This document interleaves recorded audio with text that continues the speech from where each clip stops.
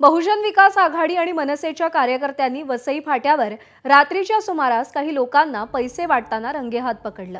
तात्काळ पोलिसांना फोन करून बोलवण्यात आलं। घटनास्थळी पोलिसांनी पैसे जप्त करून एका इसमाला ताब्यात घेतलंय। गर्दी कमी कर, गर्दी चला चौकी जा। प्रभाकर कुडाळकर आपले प्रतिनिधी सध्या आपल्या सोबत आहेत। प्रभाकर, हा सगळा प्रकार नेमका काय आहे? सदर व्यक्ती कोण आहे? कुणाला पैसे वाटत होता?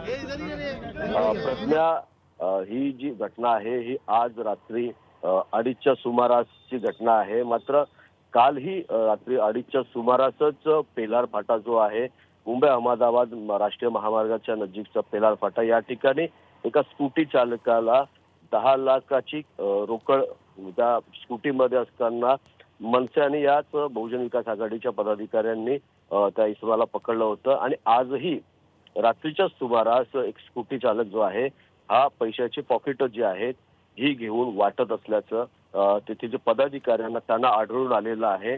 आणि ही जी रक्कम आहे ही जवळपास 2 लाखाच्या आसपास आहे।